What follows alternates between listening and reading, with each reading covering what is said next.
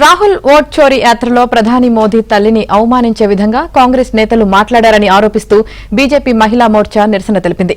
అయితే party office నుంచి మహిళా కార్యకర్తలు బయటకు రాకుండా పోలీసులు నిలువరించారు. బీజేపీ ఆఫీస్ గేట్లు మూసేశారు.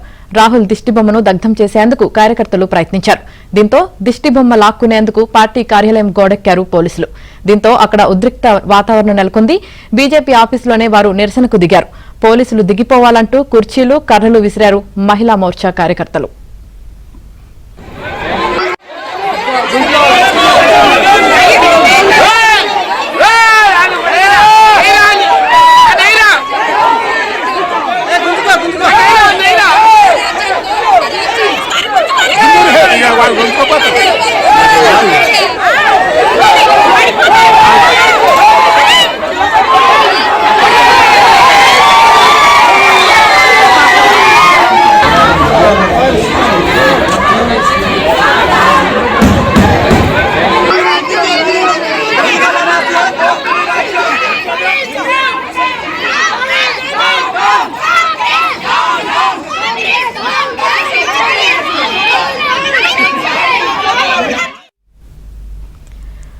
బీజేపీ మహిళా మోర్చా కార్యకర్తల నిరసనకు సంబంధించి పూర్తి సమాచారం మా ప్రతినిధి రాజేష్ అందిస్తారు. రాజేష్,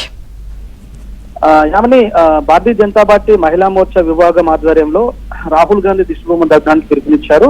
పర్టికులర్గా రాహుల్ గాంధీ ప్రధాని మోదీ తల్లిని ఉద్దేశించి అవమానించే విధంగా కాంగ్రెస్ నేతలు చేసిన వ్యాఖ్యలు ఏవైతే ఉంటాయో ఈ వ్యాఖ్యలకు నిరసనగా బీజేపీ మహిళా మోర్చా వల్ల గాంధీ భవన్ ముట్టడికి పిలుపునిచ్చింది. అయితే ముందుగానే పోలీసులు శ్యామ్ ప్రసాద్ ముఖర్జీ భవన్ భారతీయ జనతా పార్టీ కార్యాలయం వద్ద వాళ్ళని అడ్డుకొని అరెస్ట్ చేయడంతో కాస్త ఉద్రిక్తత నెలకొంది. దాంతో భారీగా మోహరించారు పోలీసులు. ఇటు గాంధీ భవన్ వైపు అటు భారతీయ జనతా పార్టీ కార్యాలయం వద్ద పెద్ద ఎత్తున గేట్లు మూసేసినటువంటి పోలీసులు మహిళా మోర్చా అధికారులను బయటకు రాకుండా అడ్డుకున్నారు. బీజేపీ కార్యాలయంలో నిరసన తెలుపుతున్నటువంటి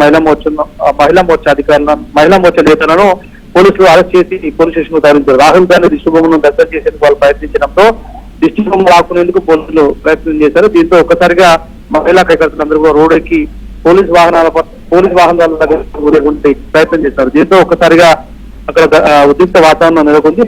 కార్యాలయం ఏదైతే ఉందో ఆ ప్రహారం నుంచి పోలీసులందరూ పోలీసుల చేరుతో కర్రలు విసిరారు. ఒకసారిగా పోలీసులకు పార్టీ కార్యకర్తలకు మధ్య ఉద్రిక్త వాతావరణం నెలకొంది. ప్రస్తుతము ఆ పార్టీ కార్యకర్త ఇంకా కూడా బందోబస్తు కొనసాగుతుంది.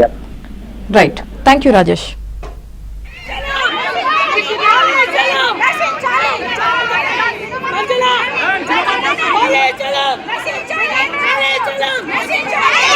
चलो